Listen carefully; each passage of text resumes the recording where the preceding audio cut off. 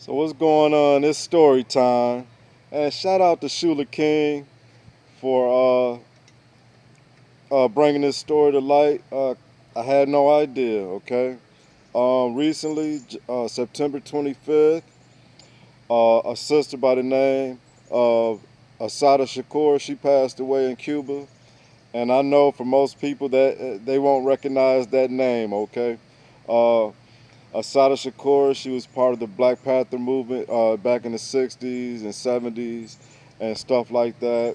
And it was a political organization for the betterment of the black community, okay? And you really would have to know the history, read her autobiography. When that party was started, it started with good intentions, right? And it was a necessary movement for that time period, right? And I know it had its radical segments and all that, but during that time, right, in our country, those were radical times, okay?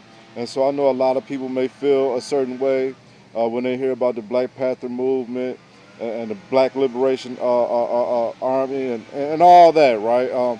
Like I said, those were some radical times back in the 60s and 70s. You had the Vietnam War. There was a lot going on, okay?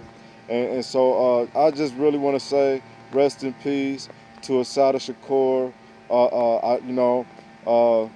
I have a story behind all that, okay? I'm very familiar with her. I'm very familiar with her autobiography and stuff like that, and I'm going to get into that, right?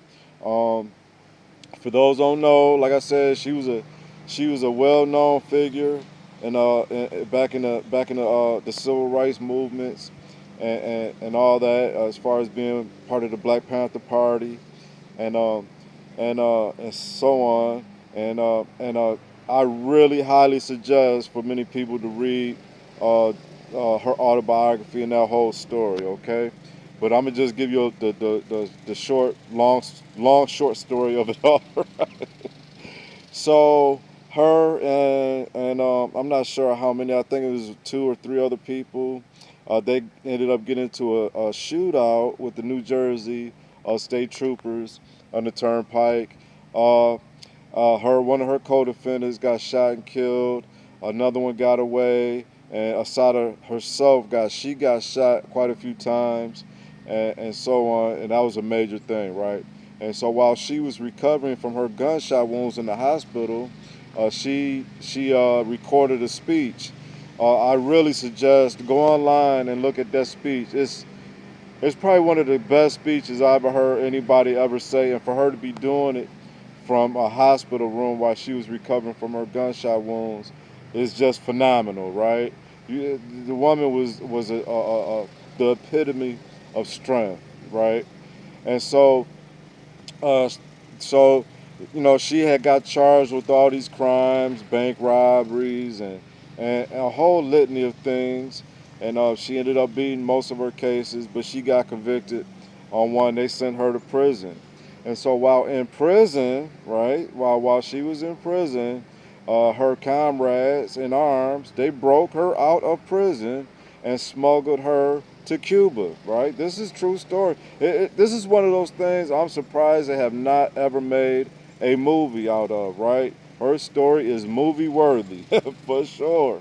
And so they broke her out of prison and smuggled her to Cuba, where she lived in freedom and safety uh, for the rest of her life. And she just passed away September 25th of this year. I had no idea until Shuler King. I just watched his video where he paid his respects, right? And I had to make this video. So rest in peace to Assata Shakur. Now here's the story. So I was in Allenwood, United States Penitentiary. For those who don't know, I spent 14 years in federal prison for an armed bank robbery back in '93. Okay, I spent all my time in USPs, the United States Penitentiary, maximum security. Okay, and so let me see, I got the Allenwood USP in '98. So I was there for 2 years, right? And the unit I was in, I can't remember. It's been so long, but I was in this one unit, and so and so whenever I didn't have coffee, coffee is a major thing in prison, right? And so whenever I ran out of coffee, I would always go bum some coffee from somebody, go ask somebody for a shot of coffee, right? And we call that living off the land. And so there was this old man that would always be in the TV room, this older black gentleman, right? And I remember one day I went to ask one of my partners for some coffee. He had ran out, and he said, go ask the old man in the TV room, right? So I said, okay, cool. Now, mind you, I've been in this unit, the whole time, and it's funny how prison is because you could live around each other. You could stay right next door to in the cell, right next to somebody, and never say one word to each other for years, right? It's kind of weird in a sense. That's how it works, but that's how it is. And that's how it was with this particular gentleman. I never even spoke to him. And so my first time ever speaking to the man was asking for a shot of coffee, right? That somebody else told me to go ask him, okay? And so I go in there and I asked the man, I say, hey, brother, can I get a shot of coffee from you? He ain't even hesitate. He got up, he told me to come on, and we walked to his cell. He gave me a shot of coffee, right? I'm like, cool.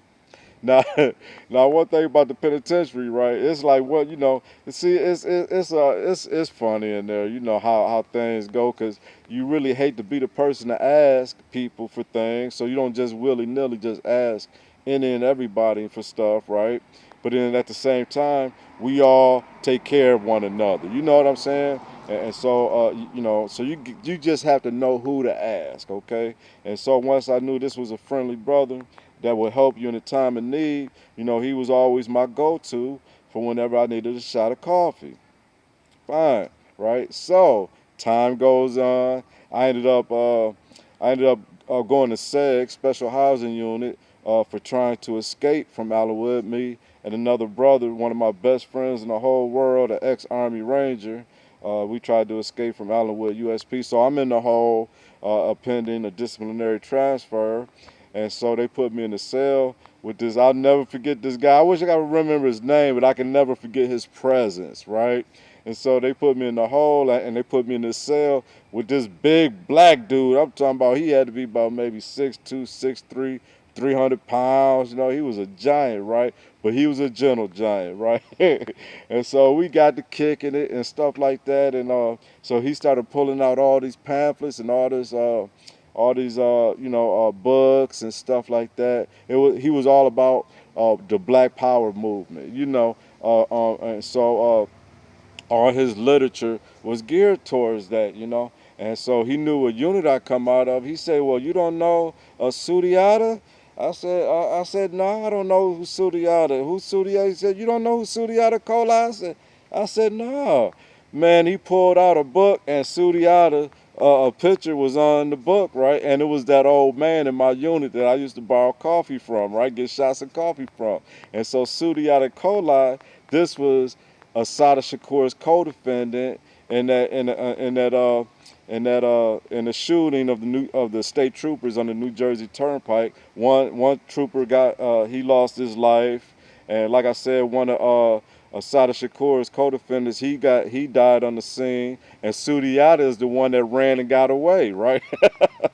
And so he ended up getting caught later on, and they charged him for that state trooper's death, and so he's doing a life sentence in a federal prison, right? He may still be in there to this day. I'm not sure. I know there was a petition to get him out, right? I'm not sure how that went, but so this was back in 99, yeah, back in 99, 2000, right? And so it's been all those years ago. But yeah, it was Sundiata Acoli. So this brother that I was in the hole with, he pulled out a book that Sundiata had wrote, right, about his time in the Black Panther Party. And come to find out, Sundiata used to work for NASA, right? And he had quit his job and took his training, his education, and joined the Black Panther Party uh, uh, uh, during that time back in the 60s and 70s, and he joined the movement and took his education and his learning and applied it to the party, right? And he just so happened to have been riding with Assata that night when they got into a shootout with the New Jersey troopers.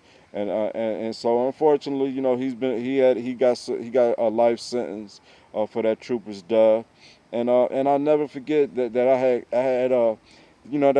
I was getting shots of coffee from this legendary man, and he was just as meek and humble as you can imagine him to be, right? And so of course I read his book in the whole, and it's a fascinating story. So I just really encourage people to look into it.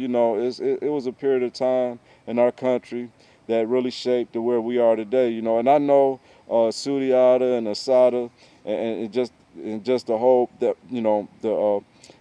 that generation of black folks at that time, they would be so ashamed and embarrassed to how we see the black community acting today, right? Because what they were standing for and fighting for back in that time is not for what the foolishness that we see going on in the community today. It would really make them cry if they saw the state of affairs within the community today, right?